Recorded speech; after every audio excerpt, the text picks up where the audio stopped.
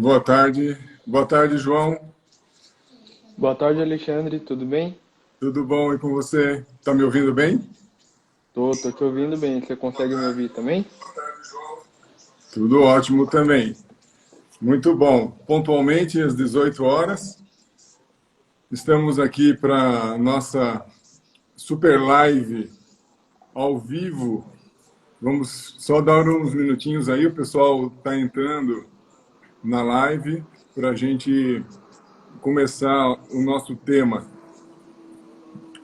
Está no escritório, João? Tô no escritório.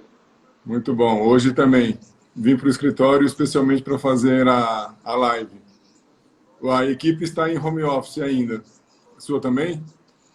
A minha também. Estamos todos em home office e vim aqui só por causa da live, para evitar interferências externas, né? É, isso é importante. Muito bom. Bom, será divulgado aqui o WhatsApp da Raíssa. A Raíssa é advogada do escritório, está em home office. Então, só para o pessoal entender, eu estou no escritório, mas estou só acompanhado aqui da minha esposa, que está me ajudando com a dinâmica da live. O João Vitor está no escritório dele. Nós vamos divulgar um celular da advogada aqui do escritório, que é a Raíssa, e ela vai receber as perguntas do público para que, ao final, a gente vai reservar aí um tempo de uns 20 minutos para tirar as dúvidas, que eu acho que é o principal motivo da nossa live de hoje. Então, o celular da Raíssa, que depois vai subir aí, é 11 São Paulo, né? 99 674 7701. Então, de novo, para quem não estava com a caneta na mão, é 11 99 674 7701. A Juliana já subiu o número aí, vocês estão visualizando. Então, vamos lá. 18 horas e 2 minutos, eu acho que já, né, podemos começar, respeitando a pontualidade britânica aí do público que está entrando. Então, primeiro, eu preciso me apresentar. Não sei se todos já me conhecem. Meu nome é Alexandre Davi. Eu sou advogado que atuo há muitos anos, mais de 20, no setor de direito empresarial, com ênfase no franchising. Temos um escritório que fica aqui na Zona Sul de São Paulo. E compartilho essa live com o Dr. João Vitor, que ele é um tributarista especializado aí também nessas matérias que nós vamos abordar hoje, e está concluindo o seu mestrado, né, na área tributária. Então, boa noite, João, muito bem-vindo e obrigado por aceitar o meu convite para que a gente possa abordar o tema de hoje, que é o ISS sobre as franquias e a nova e famigerada decisão do STF. Boa noite, João. Boa noite, Alexandre. É sempre um prazer poder estar aqui com você. As discussões com você sempre estão no mais alto nível. E é um prazer também poder explicar um pouquinho mais dessa decisão para as pessoas que estão nos assistindo, porque eu entendo que isso pode causar um pouco de insegurança jurídica, né?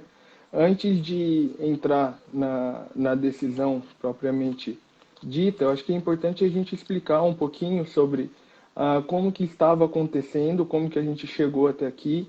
E basicamente a gente tinha pelo menos 12 anos de decisões que estavam sendo favoráveis ao contribuinte, e essa nova decisão do Supremo Tribunal Federal veio quebrando esse ciclo. As decisões que eram favoráveis aos contribuintes vinham desde antes da inclusão da franquia na lista de serviços, e aí os municípios cobravam o ISS da mesma maneira, mesmo sem o respaldo na lei complementar. E aí, durante muito tempo, os contribuintes estavam ganhando as disputas por causa da ausência da lei complementar. O que o fisco fez? Conseguiu que o Congresso aprovasse a lei com a franquia na lista de serviços, e mesmo assim os contribuintes continuaram ganhando as ações.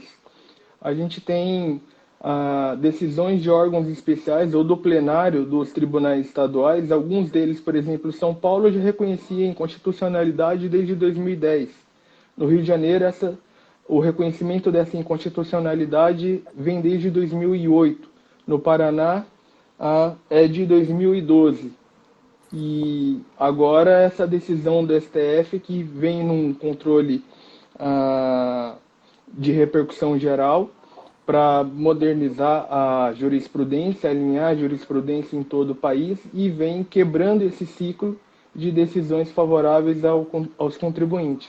Legal. João, excelente introdução. Eu vou passar aqui para o público a dinâmica da nossa live. Como todos sabem, nós temos 59 minutos que estão estabelecidos pelo Instagram.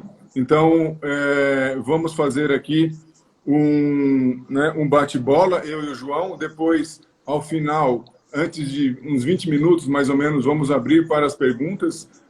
Já subiu o número aí da Raíssa para vocês encaminharem as perguntas para o WhatsApp da Raíssa. A Raíssa vai direcionar essas perguntas aqui para mim, e aí no final eu vamos tentar responder essas perguntas ao vivo para vocês. Então, eu só vou repetir aqui, já está subindo aí, a Juliana está colocando o número da Raíssa.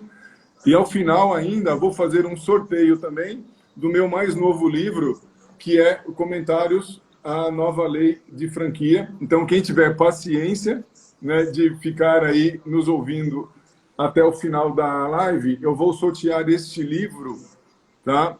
No finalzinho da nossa live. Então, João, mais uma vez, então, obrigado. Eu acho que a gente poderia começar a nossa live, João, contextualizando um pouco a ação do ISS, que foi julgada pelo Supremo agora. Infelizmente, foram 10 votos, 8 a favor e 2 contra. Os votos contra foram do Marco Aurélio e do Celso de Mello, contra a decisão majoritária, que foi, na verdade, no sentido de reconhecer a constitucionalidade da cobrança do ISS sobre a franquia. Então, eu vou pedir para você explicar um pouco para o público, João, o que significa essa decisão, a questão da repercussão geral, para que todos entendam, porque é uma decisão que afeta a todos, por isso a razão dessa live hoje não é uma decisão interpartes, que ela afetou apenas as partes envolvidas, ela é aquela decisão que a gente chama de erga omnes, e desculpa quem não é advogado, é aquela decisão que afeta a todos, porque esse julgamento já tinha a característica da repercussão geral. Então, o João vai explicar um pouquinho isso, contextualizar a ação para colocar todos na mesma página. E aí, João, explica então um pouquinho a contextualização dessa decisão e a tal da repercussão geral, por favor. Então, Alexandre, essa ação é uma ação que foi proposta por uma grande rede de restaurantes e lanchonetes.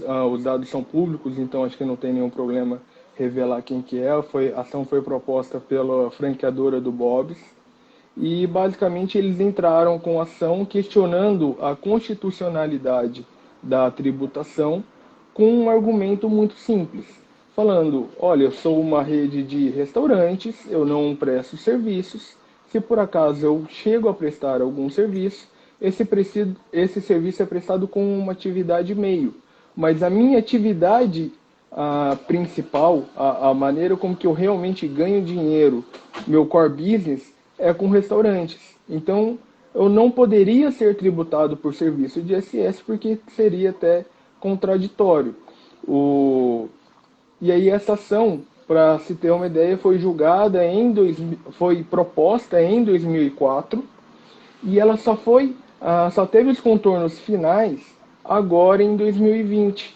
Então, é um tempo muito grande, 16 que acaba anos. gerando 16 anos, acaba gerando muita controvérsia jurídica pelo tempo que o STF demorou para analisar a questão.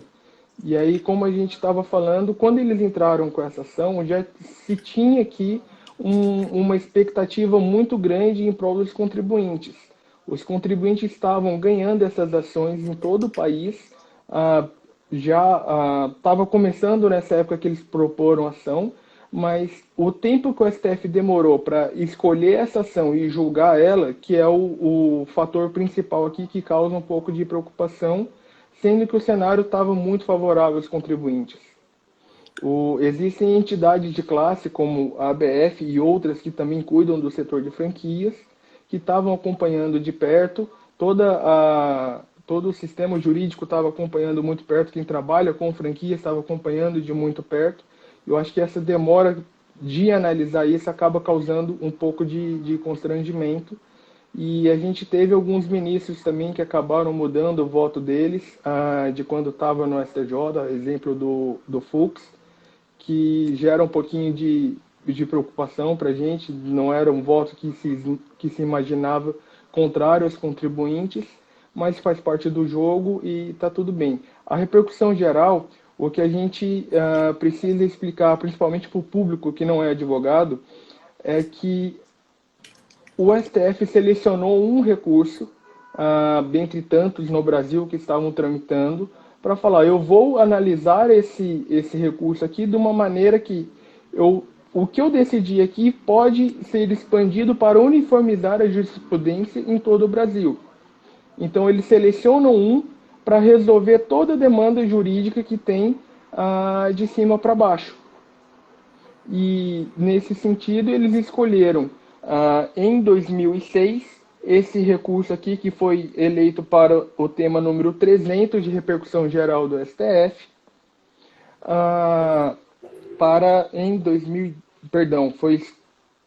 o recurso para o STF foi em 2006 e ele foi escolhido para repercussão geral em 2010. E aí esse então virou o recurso paradigma para que o STF pudesse decidir e pacificar a jurisprudência em todo o território nacional. Perfeito. É o leading case que a gente chama, né? A BF, ela fez aí um trabalho e continua fazendo exemplar. Ela entrou nesse processo como amicus curiae, né? Para quem não é advogado, então é uma instituição, né? Uma associação que se juntou ao processo para levar ao processo elementos do setor, né? Para convencimento no sentido de reconhecer a inconstitucionalidade da cobrança, o que acabou não acontecendo, infelizmente. É importante dizer ainda que essa decisão não transitou em julgado ainda, né? Significa que ela tem espaço aí para embargos de declaração, mas nós não acreditamos que o mérito seja revisto por conta desse recurso, né, João? Correto. O acórdão foi publicado no dia 16, está em prazo de recurso ainda pelos embargos de declaração, mas a possibilidade de reversão desse quadro eu entendo que é remota nesse momento. João, tem algumas pessoas falando, e o público precisa entender, da modulação da decisão pelo STF. Então, o que significa isso, né? Nem todo mundo é advogado. A modulação dos efeitos da decisão seria para regulamentar, né, o impacto dessa decisão, já que é um processo que você falou que tramita desde 2004, né, a lei até anterior a isso, até hoje, 2020, ou seja, muita coisa aconteceu, muitas franqueadoras fizeram as suas estratégias, algumas depositaram em juízo e discutiram e estão discutindo a cobrança, e aí o processo foi paralisado porque recebeu aqui a repercussão geral. Outras fizeram apenas um provisionamento contábil sem depósito e outras não fizeram absolutamente nada, acreditando no êxito de uma decisão favorável ao setor, que acabou não acontecendo. Então, a modulação serviria para resolver essa insegurança. Só que essa repercussão, essa modulação, na nossa opinião, não deve acontecer. Porque a lei que estabelece, né, a modulação dos efeitos da decisão pelo STF, né, por 2/3 do pleno do STF, ela fala quando o STF decidir pela inconstitucionalidade de uma lei.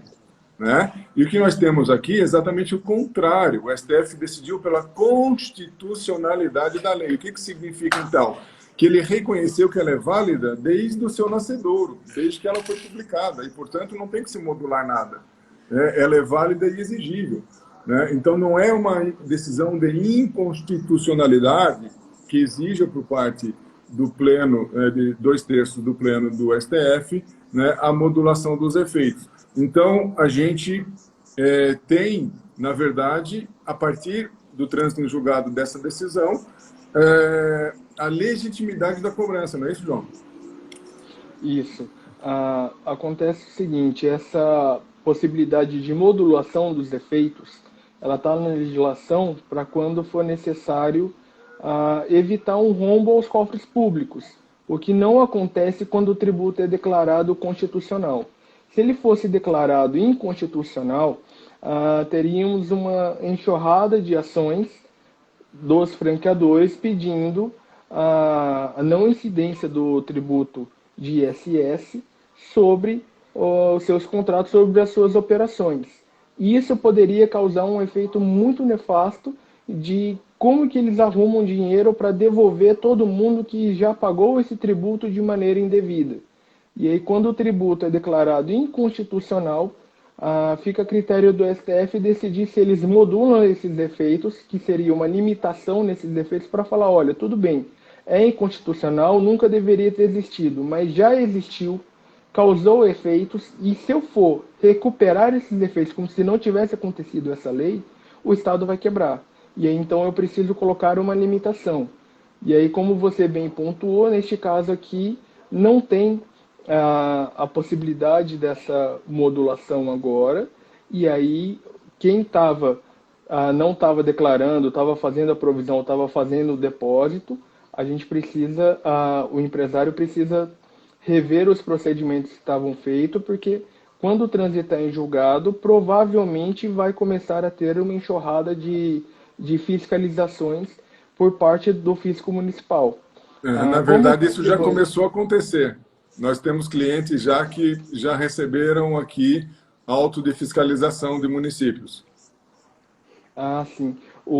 A maior parte do fisco municipal não estava batendo muito em cima disso por causa dessas decisões que estavam amplamente favoráveis aos contribuintes, mas agora com o trânsito em julgado, provavelmente eles vão voltar a carga em cima desse setor.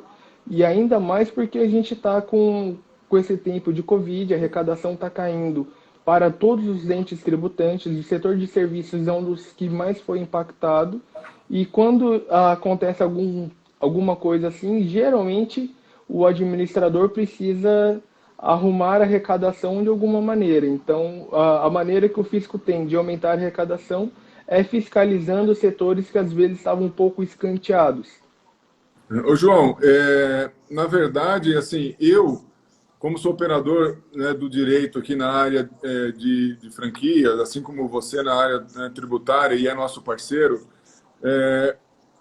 para mim foi uma surpresa essa decisão, porque é uma luta nossa, uma luta do setor, uma luta da ABF, de que em franquia não existe serviço. O franqueador, ele não foi contratado pelo franqueado para prestar um serviço. Quando um franqueado, um investidor, decide pela entrada, né, numa rede franqueadora, ele compra, né, ele faz um investimento num modelo de negócio, ok? Então, ele precisa ser capacitado e treinado para replicar um modelo de negócio que ele investiu, em que ele vai operar, em que ele vai prestar serviços ou vender produtos, e não a franqueadora. A franqueadora, ela só faz a capacitação para que essa pessoa aprenda a usar a marca, tenha licença do uso, né, da sua marca, estabeleça os padrões de qualidade e da marca exigidos pelo público consumidor, né? Ele vai gerar uma célula, uma franquia, e para isso ele precisa dessa capacitação e depois recebe o suporte da franqueadora. Então, ele não compra da franqueadora um serviço, ele compra, né, na verdade, ele faz um investimento e ele acredita naquela marca e vai fazer, então, o desenvolvimento da sua atividade através desse modelo de negócio. Então, eu sempre tive que isso não é serviço, né? Na verdade, inclusive, separando aqui a questão constitucional, quando a gente fala em uma obrigação de dar e não de fazer, que é o caso da questão da cessão do direito do uso de uma marca, não se fala em serviço, né? Ao contrário de uma obrigação de fazer, né? Que aí sim, né? Que está lá no 156.3 da Constituição Federal. E aí vem uma decisão dessa, né? Na contramão das decisões que a gente tinha, inclusive de estados como São Paulo, Rio de Janeiro, uma jurisprudência consolidada no sentido de que a cobrança desse ISS seria uma cobrança inconstitucional, né? Os tribunais de justiça já vinham decidindo assim e dando uma aparente segurança jurídica para as franqueadoras. Agora vem a decisão do Supremo, né, praticamente irrecorrível, não tem mais para onde subir, não tem mais nenhum tribunal acima do STF para julgar, e nos surpreende com uma decisão, né, porque ela vai na contramão da jurisprudência, né, que estava acontecendo, não é isso? É isso mesmo. O STF, durante muito tempo, a gente tinha alguns conceitos bem fixos, né? Basicamente, todas as empresas, além da tributação federal, ela tem que ser tributada ou pelo ISS ou pelo ICMS. Se ela presta serviço, uma obrigação de fazer, ela é tributada pelo ISS. Se ela tem uma obrigação de dar, que geralmente é vinculada a alguma mercadoria, entregar alguma mercadoria, ela é tributada pelo ICMS. Isso é uma premissa do sistema tributário, que sempre tem que ter a tributação ou do Estado ou do município aliada à tributação federal.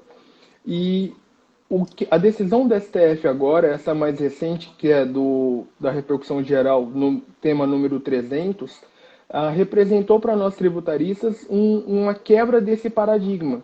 Porque antes, o STF fazia distinção, falava, se para fazer o seu trabalho principal, o seu core business, você acaba prestando serviço, esse serviço é uma atividade meio e não sua atividade fim. Então, você não tem que ser tributado pelo ISS, porque essa obrigação de fazer aí, se é que ela existe, ela é tão diminuta que ela não configura a sua atividade principal. Você tem que ser tributado de acordo com a sua atividade principal. Só que aí, a impressão que a gente tem é que o STF acabou quebrando essa jurisprudência simplesmente para não criar vazios tributários, porque as franquias, o serviço não, mas a gestão de um contrato de franquia, atividade de uma empresa franqueadora, ela também não se enquadra no ICMS. E isso ficou bem nítido no voto do Gilmar Mendes, que a impressão que dá é que eles estão passando um pouco por cima do rigor jurídico, simplesmente para não criar um vazio tributário. Uma empresa que não seria tributada pelo ISS nem pelo ICMS. E aí isso acabou determinando, é o que a gente chama que eles votaram pela consequência do tributo e não com aquele rigor jurídico. Perfeito, até porque não representaria um sinônimo do conceito de serviço do artigo 156.3 da Constituição Federal, porque a gente sempre defende que a franqueadora não presta serviço ao franqueado. Existem alguns modelos de negócio em que até pode existir, mas, como você falou, o core business da franqueadora, né, ela capacita, ela treina, ela criou um modelo de negócio, né, e aí ela entrega aquilo que eu chamo de pacote de acertos para os franqueados, que se beneficiam, né, desse êxito, desse sucesso empresarial, né, e replicam esse modelo de negócio através de uma unidade franqueada. E isso não é serviço, né? O que também me parece que não houve uma distinção é que, por ser um contrato complexo, o contrato de franquia tem uma natureza, né, de execução continuada, eles têm aí um prazo médio de 5 anos, salvo algumas exceções, e ele é um contrato complexo. Por que complexo? Porque lá dentro você tem a cessão, né, do uso e o direito de exploração de uma marca, né, você tem uma obrigação, eventualmente, de fazer, porque você tem que fazer um treinamento, uma capacitação, né? Só que existem outros elementos que, na minha visão, não foram objeto de uma análise cuidadosa e criteriosa pelo STF. Por exemplo, nós estamos falando de royalties, estamos falando de franquia, só que lá dentro do contrato de franquia, eu tenho royalties, né, que é o objeto da questão tributária. Nós temos a TIF, que é a taxa inicial de franquia, que não se confunde com royalties, né, e, portanto, tem uma outra natureza, a taxa é diferente de imposto. E, além disso, nós temos também a verba do fundo de propaganda, né, que jamais pode ser considerada uma receita da franqueadora, porque é uma receita de terceiro, da própria rede franqueada. E o meu medo agora, o risco que eu acho que as franqueadoras e as redes vão correr, é que, como a decisão não fez essa separação, ela jogou tudo no mesmo balaio da franquia, o fiscal lá na ponta de um município qualquer, né, desses mais de 6 mil municípios no Brasil, você acha que ele vai ter a condição de saber o que é franquia, separar o que é royalties, o que é TIF e o que é fundo de propaganda? Imagine um fiscal atuando uma rede, né, que não está recolhendo sobre o fundo de propaganda. Vai acontecer. Você não acha que esse risco é um risco altíssimo para o setor? Eu acho que é um risco altíssimo, sim. Você foi muito bem na pontuação que você fez. Essa questão aqui do STF, eu entendo que ela é bem preocupante. Primeiro porque ela não separou o joio do trigo. Ela pegou, colocou tudo na mesma cesta sem segregar esses itens de renda aos quais você estava se referindo. Você acaba conhecendo muito mais desses itens do que eu, pela sua atividade especializada na franquia, mas, por exemplo, a taxa do fundo de propaganda, a administração do fundo de propaganda, é um dos itens que eu entendo inconcebível com o conceito de serviços, porque a franqueadora, ela administra esse dinheiro em prol dos franqueados. Se ela faz algum serviço, ela está fazendo um serviço gratuito. E esse serviço gratuito não pode ser tributado. Esse dinheiro que entra na conta dela, eu entendo que isso é uma entrada inorgânica. Esse dinheiro não é renda dela, não é faturamento dela. Ela não pode pegar o dinheiro da taxa de franquia e comprar um computador novo, ou atualizar o computador. Ela tem que dar uma destinação e prestar contas de uma maneira muito fiel de como ela está gastando esse dinheiro.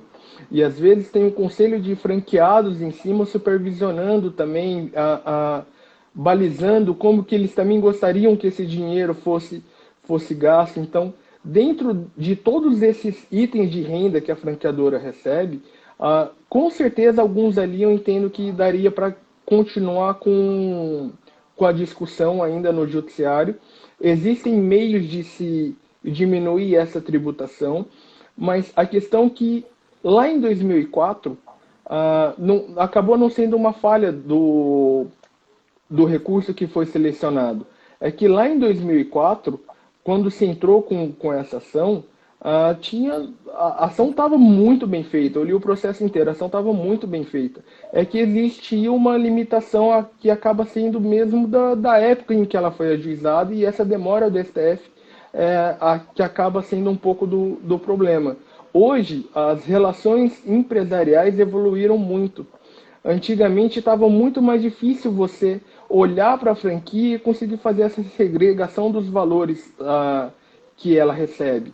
E aí a gente pode fazer essa segregação, pode achar alternativas fiscais, mas o que foi selecionado, ele só veio colocando tudo no mesmo balaio. Falou, então se eu não vou ter como tributar pelo ICMS, o ICMS, o ISS aqui não é o mais correto, mas tá bom, faz isso também.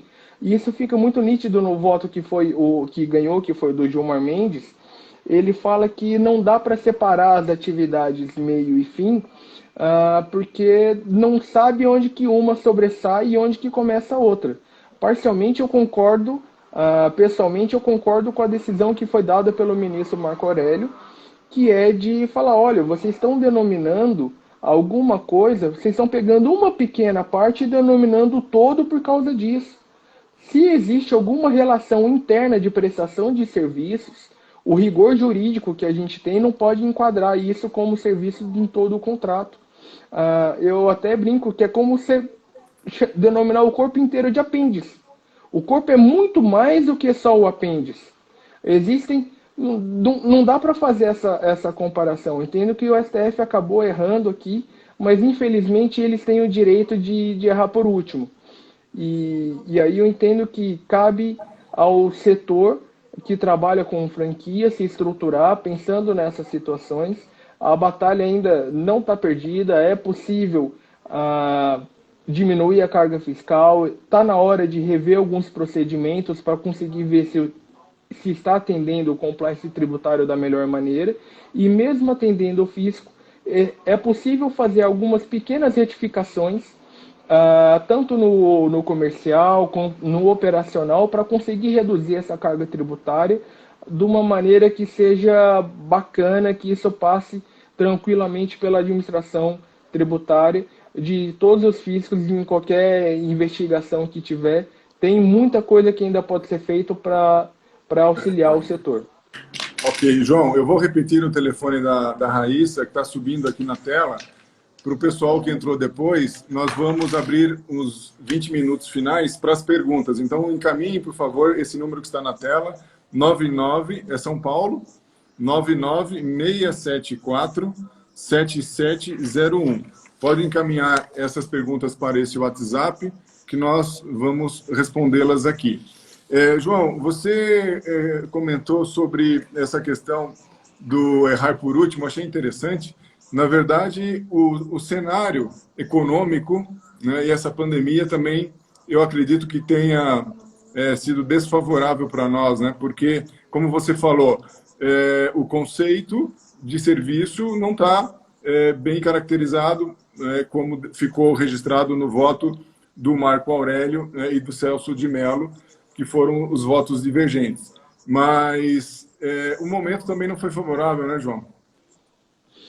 Esse momento a situação econômica que o país vive é muito preocupante, porque o mundo inteiro está tendo queda de arrecadação, as indústrias, a previsão de queda do PIB é muito drástica, o setor de serviços também está sendo muito, muito abalado.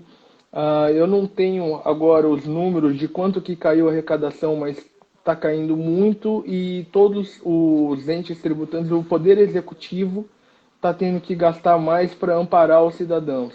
Então, neste momento, eles estão pensando sim em como reabastecer os cofres dos municípios também, né?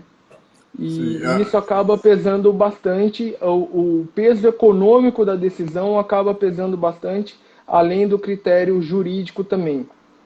Em que pese a independência dos poderes, né, é inegável que uma crise mundial de tamanha repercussão, incalculável, não vai refletir numa decisão tão importante quanto essa, né? Então, como você falou, isso aqui não é ICMS. Então, se não for ISS, não vai ter tributação nenhuma.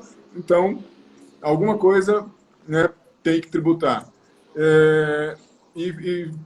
Trazendo ainda aqui um esclarecimento a respeito do fundo de propaganda que foi comentado, inclusive, nem nota fiscal se emite para cobrar fundo de propaganda. A franqueadora emite uma nota de débito, que é um documento de cobrança e não um documento fiscal.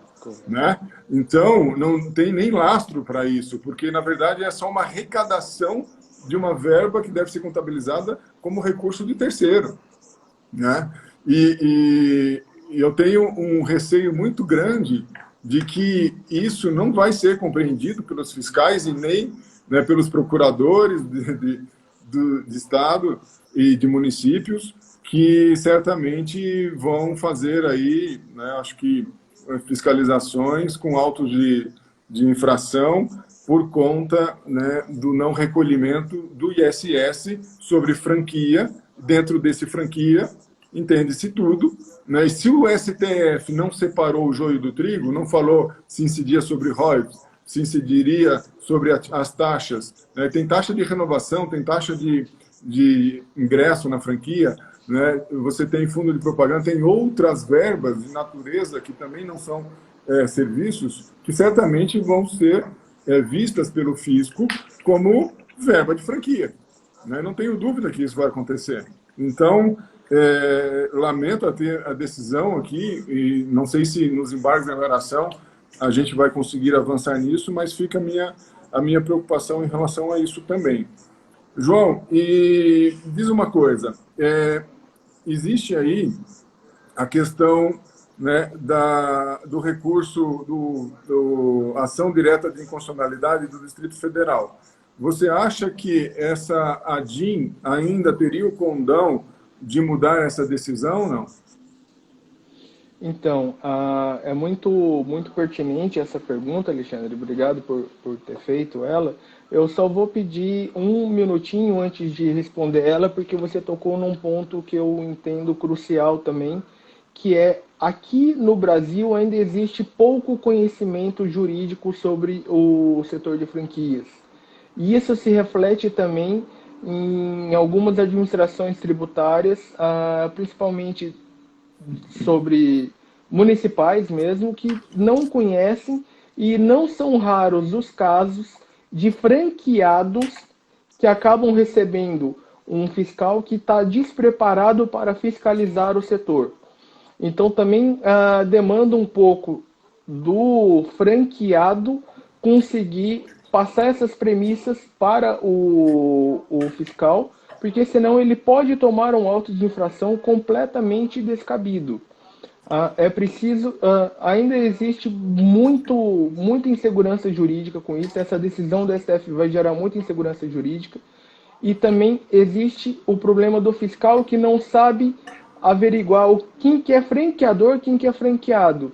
E aí tem que ter muito cuidado se vier alguma fiscalização, principalmente agora, porque os fiscais vão estar propensos a autuar todo mundo, seja ela, independente se é franqueado ou franqueador. Então precisa ter muito cuidado. E voltando ao caso da ação direta de inconstitucionalidade, que foi promovida pela Associação Nacional de Franquias Postais, é sempre difícil avaliar qual que vai ser a decisão do Supremo Tribunal Federal, porque ele demora muito para analisar, e quando ele analisar, talvez a composição do plenário seja completamente diferente, eu tenha mudado 3, 4 ministros. Isso é sempre difícil. A gente tenta analisar qual que foi a decisão do tribunal com a composição que ele tem atualmente. Se eles forem analisar com uma composição parecida, trocando 1 ou 2 ministros, ou então julgar de uma maneira recente, a chance disso reverter é muito grande. De não reverter é muito grande, perdão, esclarecendo aqui. Eles vão manter a decisão que eles têm hoje de tributar tudo, independente se está no conceito correto, porque eles têm demonstrado cada vez mais em várias decisões que eles superaram esse conceito clássico da obrigação de fazer. Hoje em dia, se for obrigação de fazer mais qualquer coisa e não caber ICMS, eles vão tributar pelo ISS sim. E mesmo que tenha essa ação direta de inconstitucionalidade, o que a gente precisa deixar bem claro é que não adianta a gente chorar sobre o leite derramado. A gente tem que ter uma postura pragmática e começar a trabalhar e a se estruturar como se isso não for mudar. Ainda existem algumas tentativas de reversão disso, ainda está em prazo de embargo de declaração, mas é muito difícil que isso venha a acontecer, e o empresário precisa de segurança jurídica, ele precisa ter previsão para poder fazer planejamento financeiro e tomar decisões no negócio deles.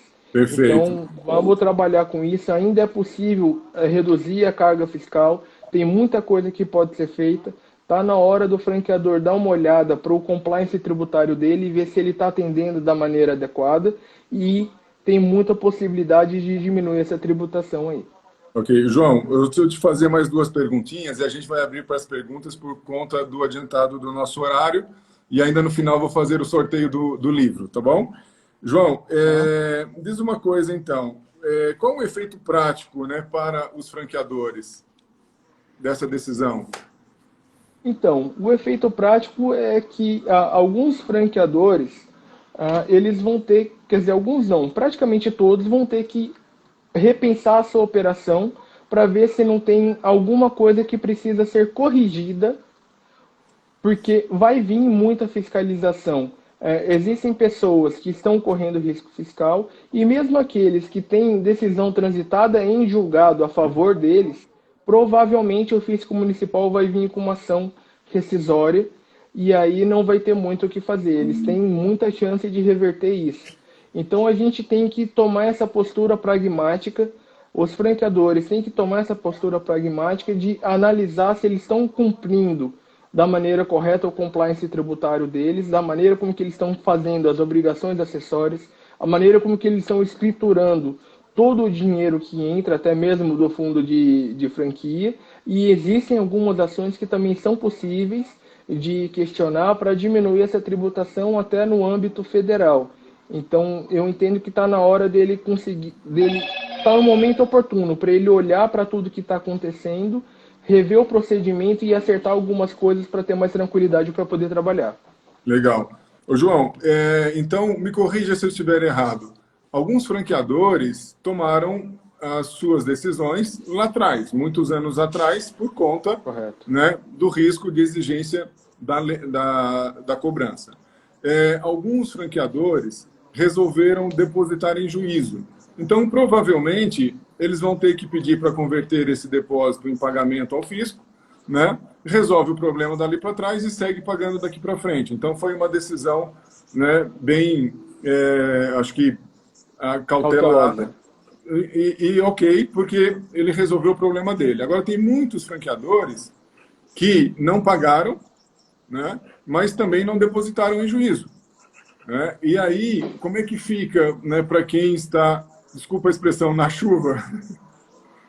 Então, esses franqueadores que assumiram o risco fiscal, eles continuam com o risco fiscal e agora com a possibilidade iminente de que o fisco venha bater na porta deles.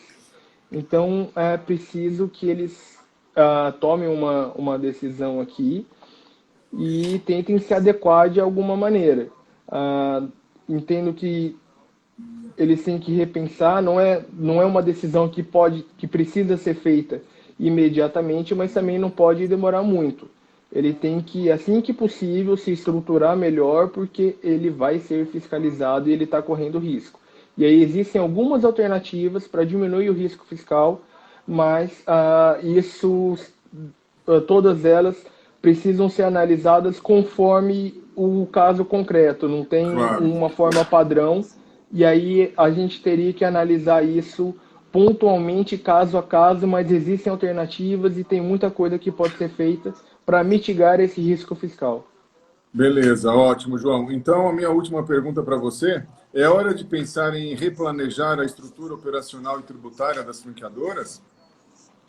Com certeza, está na hora de rever todo o planejamento, até mesmo na parte comercial, você não tem alguma coisa que dá para deixar mais nítido, porque a impressão que eu tenho é o seguinte, o STF falou, olha, eu não consigo separar o que está tudo baralhado aqui, todos esses itens de renda estão baralhados aqui, então na dúvida, vai tributar tudo. Então está na hora de começar a pensar assim, tem muita coisa que dá para fazer de planejamento fiscal daqui para frente, tem como ver todas regras essas de negócio, né? Regras de negócio, tem como pensar, estratégias. tem que olhar contrato, tem que olhar muita coisa, mas existem alternativas para essas pessoas e está na hora de fazer antes que venha uma fiscalização. Perfeito. Então tem que ser até uma medida preventiva, né, e um planejamento para mitigar os riscos e criar aí uma segurança jurídica com base nessa nova decisão, né? E Alexandre, o momento também é propício para a gente começar a pensar daqui para frente. Tá bom, agora eles chamaram alguma coisa que não é serviço de serviço, eles criaram um monstrengo. E agora, como que eu lido com esse monstrengo? E é possível achar algumas alternativas para diminuir essa carga fiscal. Não é só olhar para o passado também, a gente tem que olhar para o futuro e ver, tá bom, eu vou continuar operando da mesma maneira ou eu posso tomar alguma medida aqui que vai diminuir um pouco essa carga fiscal, vai me dar possibilidade de investir mais no meu negócio e enfrentar a concorrência de uma maneira um pouco melhor. Perfeito. Ou seja, então, agora, mais do que nunca, é hora de trabalhar, mão na massa, né, olhar para aquilo que foi desenhado, né, e rever o seu planejamento para minimizar esses riscos, né? Com certeza. Muito bom. João, como a gente está agora 18h44, foi prometido a nossa dinâmica, eu vou começar a fazer as perguntas que me chegaram aqui, tá? Para a gente poder concluir no tempo dos 59 minutos do Instagram. Temos algumas perguntas. A primeira é da Adriana de Guarulhos. Ela pergunta: não deveria haver um prazo para o julgamento de uma ação como essa, onde o impacto é muito grande para todos os envolvidos? Sem dúvida, né? Olha, Adriana, é Deveria. o sonho de qualquer tributarista. A gente sempre fala no direito de razoável duração do processo e isso é uma meta a ser atingida. A gente tem passado por reformulações na legislação até para tornar tudo um pouco mais dinâmico. O caso desse julgamento já foi feito por sessão virtual do STF, já é um avanço, mas a gente ainda tem muito que avançar de como conseguir ter julgamentos mais rápidos no judiciário para não causar essa insegurança jurídica. Esse é o sonho de todos os clientes e também dos advogados, né? Bom, a segunda pergunta é do Fábio Reis, nosso amigo Fábio Reis. Aqui é o Hospital Mais Fone. Qual o placar da votação? Essa eu vou responder, hein, João? Vamos ver se eu... Foi de Opa! 8-2, 8 votos pela constitucionalidade da cobrança e 2 votos, que foram os votos do Celso de Mello e do Marco Aurélio, a favor do setor de franquias pela inconstitucionalidade. O Toffoli não votou porque ele estava em licença médica, estava afastado.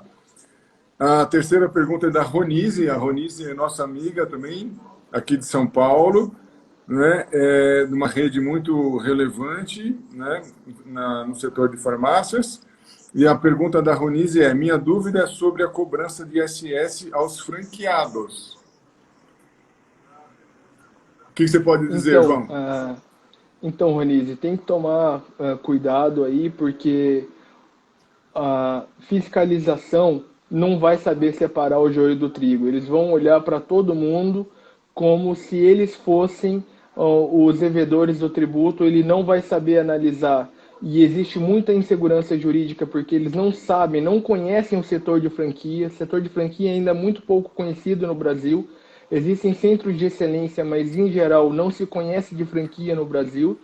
E corre o risco de um franqueado receber um fiscal despreparado. E aí ele pode ter uma autuação absurda e ter que pagar o tributo. Então, se algum franqueado receber fiscalização tributária, é preciso lidar com muita seriedade essa fiscalização, porque pode causar um efeito nefasto em toda a rede. Ok, nesse mesmo sentido, a pergunta do Euclides. O Euclides, ele pergunta: qual o risco para o franqueado dessa decisão, nessa mesma linha, né? E caso a franqueadora não cumpra com a sua obrigação, poderá o franqueado ser autuado? Olha, isso é um dos receios que a gente imagina, porque tem muita guerra fiscal, principalmente no ISS, um município tentando tomar do outro.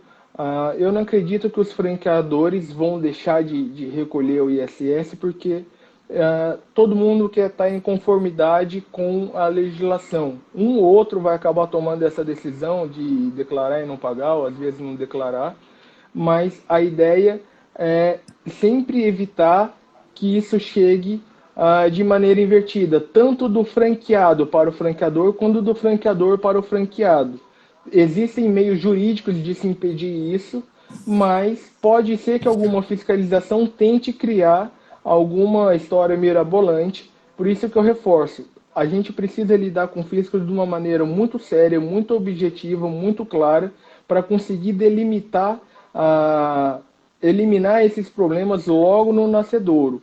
Essa questão de tentar trazer responsabilidade fiscal é um problema que a gente vai ter que lidar. Provavelmente o fisco municipal pode tentar alguma artimanha sim, mas aí existem meios de se lidar com isso e vamos esperar, porque eles ainda não estão fazendo isso. Não iriam fazer isso num cenário tão próximo, mas questões de responsabilidade fiscal a gente tem que lidar de uma maneira muito séria para não deixar virar uma bola de neve. o que a gente recomenda é que sejamos contundentes, né? O quanto antes o franqueador, junto com o franqueado, puder olhar para essa situação lá na ponta, melhor. Porque o risco é que os fiscais, né, e os procuradores comecem a interpretar a partir de uma premissa equivocada, ou até mesmo com base nessa decisão que não separou os itens de renda, né, e fragilize uma defesa lá na frente, porque isso já nasce errado. Então, se tiver um advogado contundente que saiba combater ou alinhar isso com os fiscais e com os procuradores, muito melhor, né, João? Sim, perfeito.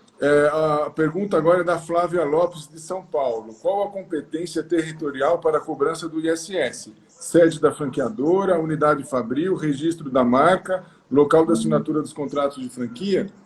Onde? Olha, aí seria no estabelecimento que eles entendem como prestador.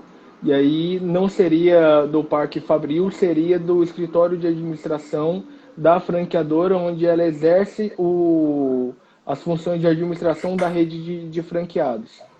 Perfeito. E também ela que é contribuinte, né? Em que pese a gente ter o risco aí do franqueado envolvido na cadeia, mas a princípio a conta é para o franqueador, né? Assim, essa conta da administração da franquia é do franqueador. É que a gente tem que tomar um pouco de cuidado quando a gente fala assim, porque alguns franqueados estão no setor de serviços. Então, eles naturalmente já pagam ISS. Não é esse mesmo ISS que a gente está falando. A gente está falando do ISS sobre os valores que são recebidos pela franqueadora na gestão da rede. Ok. A próxima pergunta é do Bruno, de São Paulo. O Bruno pergunta: o suporte que prestamos à rede franqueada não se enquadra como serviço? E sendo assim, a incidência de ISS não é devida? Eu vou me dar o direito de responder uma parte, você. Eu Opa. defendo aqui, Bruno, que o que a franqueadora presta, né, é um suporte. Esse suporte, na verdade, ele serve para que o franqueado que optou por um modelo de negócio saiba desenvolver na ponta esse modelo de negócio. Ele não comprou um serviço, então não é o fim, é o meio. Eu preciso capacitá-lo. E foi isso que o STF não enxergou. Na verdade, até teve lá a ressalva do ministro, né, que fez essa menção, né, que foi o voto vencedor, mas, infelizmente, ele não separou os itens de renda, né, João? Então, pela decisão do STF, agora é serviço. Eu entendo que o correto não seria caracterizar isso como serviço, por mais que tenha uma gestão da rede, tenha uma transferência de know-how, tenha que acompanhar, existe um esforço humano ali, para a caracterização tributária de serviços, a gente entende que isso seria apenas uma atividade em meio e não uma atividade fim. Tomando como exemplo aqui o caso que foi julgado pelo STF, que é da franqueadora da rede de Bob's. O estabelecimento deles tem know-how em vender alimentação e não em prestar serviços. E eles estão sendo tributados pelo ISS. A gente está falando do serviço, pode até existir numa relação interna um pouco de serviço, mas não é isso que caracteriza o todo do contrato de franquia. E aí por isso que a gente defende que o mais correto não seria a tributação pelo serviço, teria que se criar alguma coisa que predominasse. E o STF falou, não, como eu não consigo separar aqui, existe a prestação de serviços também, então vou tributar como serviço mesmo. Ok. Tem a pergunta do Diego. Quem não tem inscrição municipal ainda permanece no risco? Tem como eliminar a incidência do ISS sobre a taxa de franquia? São duas perguntas, na verdade, né? Quem não, Você pode repetir para mim? quem não tem inscrição municipal ainda permanece no risco? Olha, Difícil ainda quem não tem, permanece né? no risco, sim. Ainda permanece no risco, sim. Aliás, isso é uma das situações que eu estava falando mais cedo. Chegou a hora da gente analisar se estamos cumprindo todas as obrigações acessórias da maneira adequada. E a inscrição Sim. municipal é uma delas. E ele pergunta, tem como eliminar a incidência do ISS sobre a taxa de franquia? Eu acho que é a mesma questão que a gente respondeu na pergunta anterior, né? Porque é Então, o serviço, né?